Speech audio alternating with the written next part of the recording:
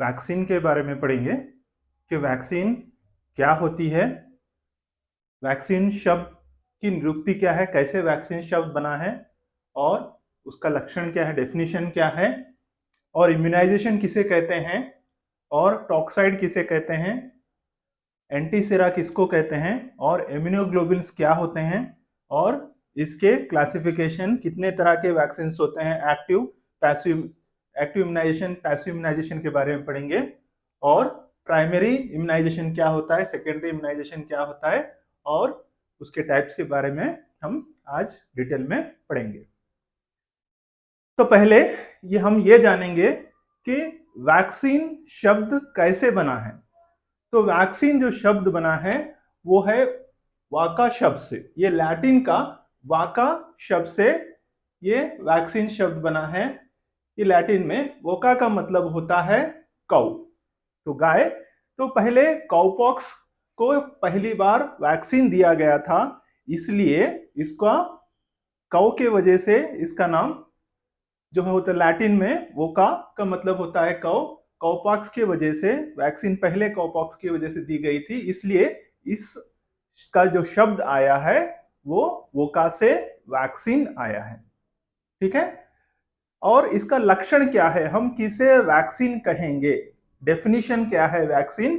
तो वैक्सीन क्या है, एक प्रिपरेशन जो होती है जो इम्यून सिस्टम को जो एंटीबॉडी बनाने में मदद करती है, ऐसे चीज को हम वैक्सीन कहते हैं।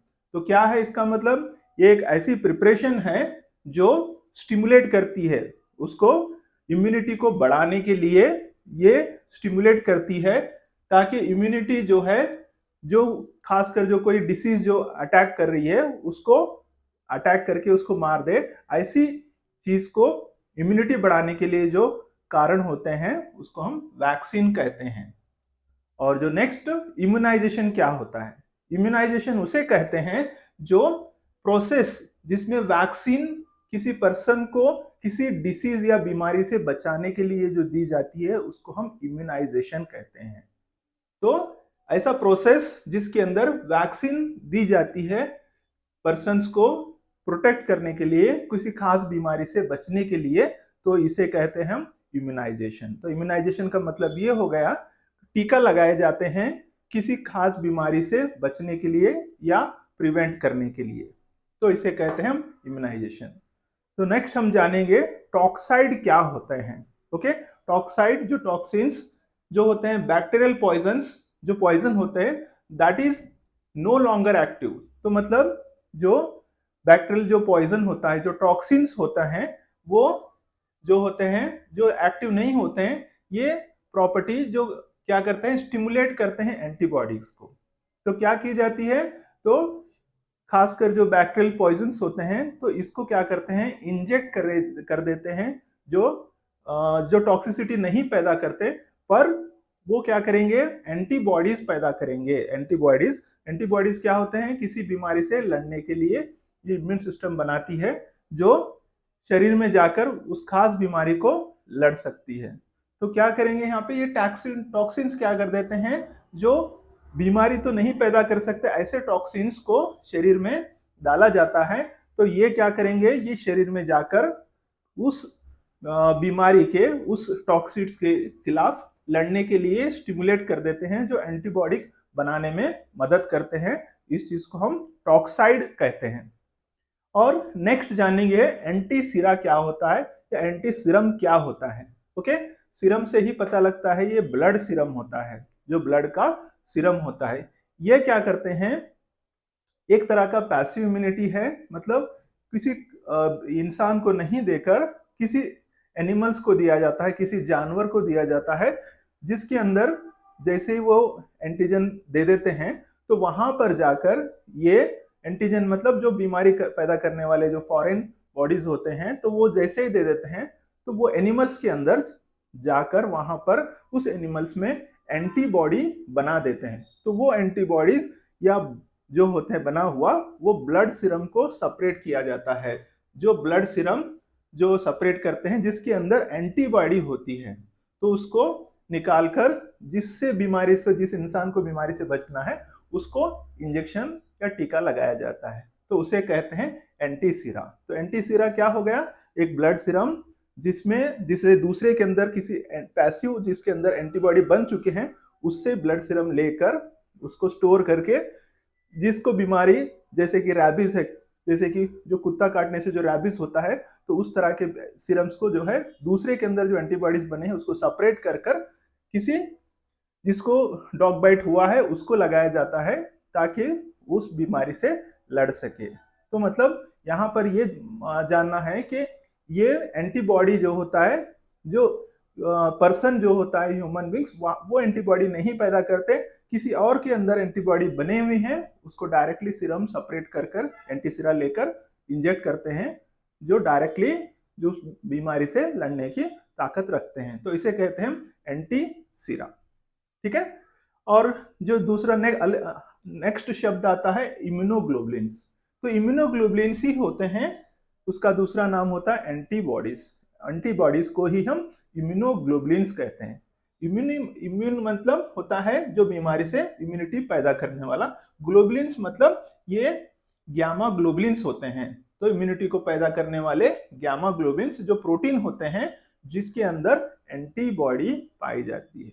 तो इम्यूनोग्लोबुलिन्स जो होती है जो एंटीबॉडीज होते हैं जो इम्यूनिटी को बढ़ाते हैं, तो इसी को हम कहते हैं इम्यूनोग्लोबुलिन्स। तो ये क्या होता है, ह्यूमन गामा ग्लोबुलिन्स जो होता है एंटीबॉडी को कैरी करते हैं, ले जाते हैं, इसी को हम इम्यूनोग्लोबुलिन्स या एंटीबॉडीज कहते हैं। तो अब इसके क्लासिफिकेशन के बारे में जानेंगे। क्या है इसका क्लासिफिकेशन? तो मेनली इसको दो तरह से कैटेगराइज किया गया है, एक होता है एक्टिव इम्यूनाइजेशन, दूसरा होता है पैसिव इम्यूनाइजेशन। एक्टिव इम्यूनाइजेशन क्या होता है, किसी इंसान के अंदर जो होता है पैथोजेंस या फॉरेन बॉडी या एंटीजेंस दिया जाता है जिसकी वजह से उस इंसान में उस बीमारी को लड़ने के खिलाफ एंटीबॉडीज तैयार हो जाते हैं, उसको कहते हैं एक्टिव इम्यूनिटी। मतलब अपनी बॉडी खुद एक्टिवली काम करके एंटीबॉडीज बना देती है उस एंटीजन के खिलाफ, उसे कहते हैं एक्टिव इम्यूनाइजेशन। क्या मतलब होता है, ये स्टिमुलेट करता है इम्यून सिस्टम को एंटीबॉडीज बनाने के लिए। तो ये होता है एक्टिव इम्यूनाइजेशन। ये होता है बहुत समय तक, ये लॉन्ग लास्टिंग, क्योंकि हमारी खुद की बॉडी एंटीबॉडी बनाती है, इसलिए वो रिमेंबर करके बहुत दूसरी बार भी बहुत दिनों के बाद में दूसरी तरह का उसी तरह का एंटीजन अटैक करने पर, सेम बीमारी होने पर फिर से वो फाइट करने की ताकत रखती है, इसलिए लॉन्ग लास्टिंग इम्यूनिटी बनती है एक्टिव इम्यूनाइजेशन से। और जो दूसरी होती है पैसिव इम्यूनाइजेशन, तो पैसिव इम्यूनाइजेशन मतलब क्या होता है, ये पैसिव से ही हमें पता चलता है कि हमारी बॉडी खुद के अंदर एंटीबॉडी नहीं बनाती। तो इसमें क्या किया जाता है, जैसे अभी मैंने बताया, ये क्या करते हैं, जिस बीमारी को जो पैदा करने वाले एंटीजेंस को लिया जाता है और किसी एनिमल्स को या किसी और को दिया जाता है जिसके दूसरे के अंदर एंटीबॉडीज बनते हैं, वो हमारे शरीर में लेकर जो बीमारी जिस पे सस्पेक्ट कर रहे हैं उसको इंजेक्शन देने से, मतलब ये रेडीमेड जो एंटीबॉडीज डायरेक्टली लेके शरीर में दिया जाता है। यहाँ पर हमारी बॉडी जो होता है एंटीबॉडी नहीं बनाती है, ये डायरेक्टली क्या होता है, दूसरे की एंटीबॉडी इसको सीरम को सेपरेट करके शरीर में टीके लगाए जाते हैं, जिसकी वजह से ये शरीर में डायरेक्टली फाइट करती है। तो ये क्या होती है, ये कुछ समय के लिए शॉर्ट टर्म प्रोटेक्शन होता है। शॉर्ट टर्म प्रोटेक्शन थोड़ी देर के लिए प्रोटेक्शन करने के लिए, जैसे यहाँ पे देख सकते हैं पैसिव इम्यूनिटी, जैसे कि रैबिस के लिए, हेपेटाइटिस के लिए। तो यहाँ पर इस तरह की जो इम्यूनिटी होती है ये शॉर्ट टर्म के लिए होती है, मतलब हमारी शरीर। तो डिफरेंस क्या होता है यहाँ पर एक्टिव और पैसिव इम्यूनिटी के अंदर? तो एक्टिव मतलब हमारी शरीर के अंदर जब एंटीजन जाता है, कोई फॉरेन पार्टिकल या कोई भी माइक्रोऑर्गेनिज्म जो एंटीजन होते हैं, जाने के बाद में हमारी शरीर के अंदर जो एंटीबॉडीज उस बीमारी के लड़ने के लिए इम्यूनिटी सिस्टम जो एंटीबॉडी बनाती है उसको एक्टिव कहते हैं। पैसिव क्या होता है, हमारी शरीर उस एंटीबॉडी को नहीं बनाकर किसी और के ब्लड सीरम से लेकर हमारे शरीर में इंजेक्ट करना होता है, ये पैसिव इम्यूनिटी। तो पैसिव इम्यूनिटी ये माँ से बच्चों को भी आ सकती है, जैसे कि मदर टू जो बॉर्न बेबी को आ सकती है, या मदर मिल्क से आ सकती है, मतलब ऐसे दूसरे से ट्रांसफर हो सकती है। तो मदर टू बेबी आ सकती है, या मिल्क पीने की वजह से भी ये हो सकती है। तो पैसिव इम्यूनिटी क्या होती है, जो दूसरों से एंटीबॉडी हमारे शरीर में आते हैं जो डायरेक्टली हमारे शरीर में नहीं बनाते, इसको कहते हैं पैसिव इम्यूनिटी। तो अभी हम जानेंगे कि दूसरा जो कैटेगरी आती है वो है प्राइमरी इम्यूनाइजेशन, सेकेंडरी इम्यूनाइजेशन। तो प्राइमरी इम्यूनाइजेशन क्या होता है? जो फर्स्ट टाइम दिया जाता है, जो इट प्रोवाइड्स प्राइमरी इम्यूनिटी, तो पहली बार जो इम्यूनिटी पैदा करने के लिए दी जाती है, जैसे यूजुअली गिवन जो चिल्ड्रन, छोटे बच्चों में डीपीटी के टीके लगाए जाते हैं, इसको कहते हैं। तो फर्स्ट टाइम जो प्राइमरी छोटे बच्चों में जो दी जाते हैं उसको प्राइमरी इम्यूनिटी कहते हैं। और जो सेकेंडरी इम्यूनिटी क्या होती है? जैसे बूस्टर डोज, उसी का टीका दूसरा तीसरी बार दिया जाता है, तो उसको कहते हैं बूस्टर डोज। ये क्या करेंगे? ये स्ट्रेंथन, प्राइमरी इम्यूनिटी को स्ट्रेंथन करने के लिए दूसरे या तीसरे टीके लगाए जाते हैं, इसको कहते हैं हम सेकेंडरी इम्यूनिटी। ठीक है, तो इसके बाद में हम ये जानेंगे कि इतने टाइप्स के इम्यूनिटी होती है। तो एक्टिव पैसिव के बारे में हम थोड़ा सा डिटेल में जानेंगे। तो एक्टिव इम्यूनाइजेशन क्या होता है? इसके अंदर अगेंस्ट फिर से 4 हिस्सों में डिवाइड करते हैं। Live attenuated vaccine, killed inactivated vaccine, polysaccharide vaccine और कंजुगेटेड वैक्सीन। तो पहले इन चारों में हम पहले जानेंगे कि लाइव एटेन्यूएटेड वैक्सीन क्या होती है। तो लाइव एटेन्यूएटेड वैक्सीन उसे कहते हैं introducing attenuated strains which replicates host. तो ये क्या करते हैं? यहाँ पे जो लाइव एंटीजन इंजेक्ट करते हैं जो बीमारी को प्रोड्यूस नहीं करते, मतलब ऐसे इसको एंटीजन दे देते हैं, जो वैक्सीन दे देते हैं जो बीमारी को नहीं प्रोड्यूस कर सकते, बट वो इनएक्टिव फॉर्म में होते हैं। तो वो एंटीजन इनएक्टिव फॉर्म में होते हैं, बीमारी नहीं प्रोड्यूस कर सकते हैं। तो ऐसे जो होते हैं वैक्सीन लाइव एटेन्यूएटेड, वो इंजेक्ट कर देते हैं, जिसकी वजह से वो बीमारी तो नहीं प्रोड्यूस कर सकते पर वो एंटीबॉडीज प्रोड्यूस करने की ताकत उनमें होती है। तो ये होते हैं लाइव एटेन्यूएटेड वैक्सीन। तो ये एटेन्यूएटेड स्ट्रेन्स विच रेप्लिकेट्स होस्ट। तो ये क्या करेंगे? एटेन्यूएटेड का मतलब ये बैक्टीरिया के अंदर जाके एंटीबॉडीज को बनाएंगे, जिसकी वजह से इम्यूनिटी बढ़ जाएगी। जैसे कॉमनली हम देख सकते हैं कि मीजल्स, मम्स और रूबेला के वैक्सीन दिए जाते हैं। तो ये लाइव एटेन्यूएटेड वैक्सीन के एग्जाम्पल्स हैं। और जो दूसरा होता है किल्ड इनएक्टिवेटेड वैक्सीन, यहाँ पर क्या करते हैं? ये एंटीजन या बैक्टीरिया वायरस को ये यहाँ पर फर्स्ट मार दिया जाता है।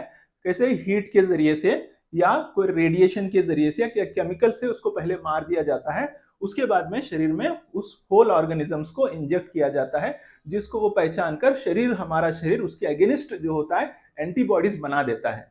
तो ये होता है किल्ड। तो वैक्सीन यहाँ पे कैसा होल ऑर्गेनिज्म जो देते हैं, ये केमिकल, थर्मल या किसी और मीन से रेडिएशन से उसको क्या कर देते हैं? उसको मार दिए जाते हैं, जिसको देखकर हमारा शरीर जो होता है उसके अगेंस्ट जो है एंटीबॉडीज बना लेता है। इस तरह के वैक्सीन को कहते हैं किल्ड वैक्सीन या inactivated vaccine. Comparatively live vaccine ज्यादा पावरफुल मानी जाती है। ओके, तो इन किल्ड वैक्सीन का कॉमन एग्जांपल है हेपेटाइटिस ए और इन्फ्लुएंजा वैक्सीन।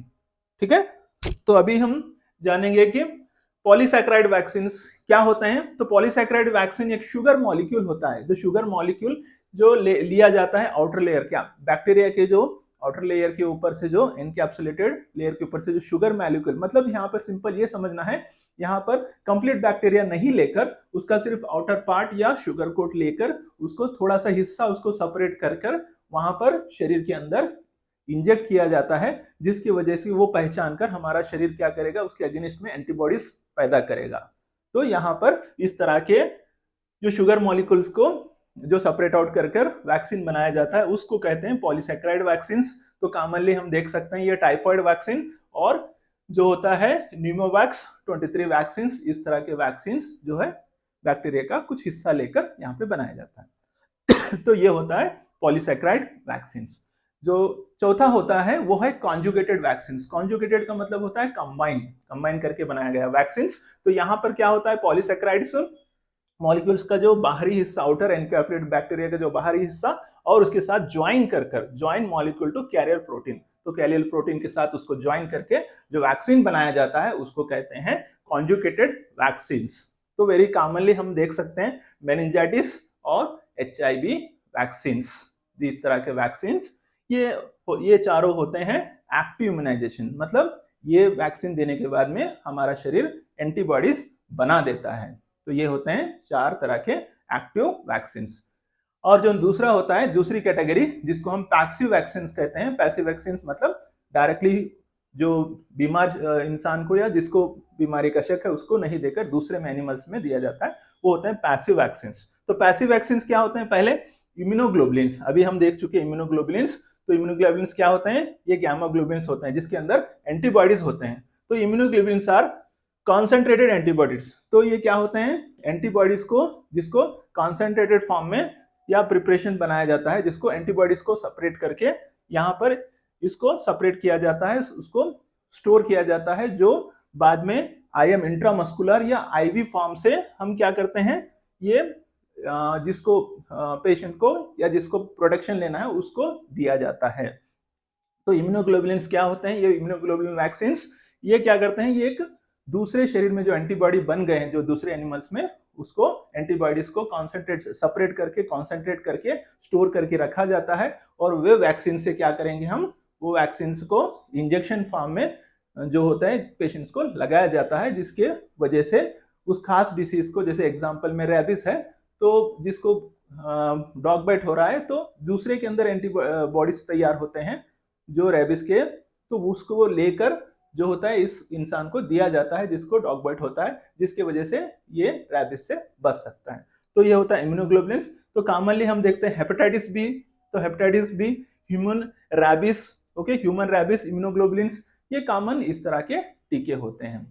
और जो दूसरा होता है एंटीटॉक्सिन्स, अभी हम पढ़ चुके जो टॉक्सिन्स, ओके, टॉक्साइड्स क्या होता है, ये बैक्टीरियल पॉइजनस होते हैं, ये एक्टिव नहीं होते हैं, नो लॉन्गर एक्टिव। तो क्या होता है ये एंटीटॉक्सिन्स, टॉक्सिन्स आर एंटीबॉडीज, ये एक एंटीबॉडीज होते हैं जो बाइंड करते हैं टॉक्सिन के इटसेल्फ, तो टॉक्सिन को बाइंड कर देते हैं, जो पॉइजन को बाइंड कर देते हैं, ये क्या करेंगे, either cause it rapid removal of block और इट्स एक्टिविटी, तो ये क्या करेंगे, टॉक्सिन्स को उसको ब्लॉक करेंगे या उसके टॉक्सिसिटी को रिमूव करेंगे।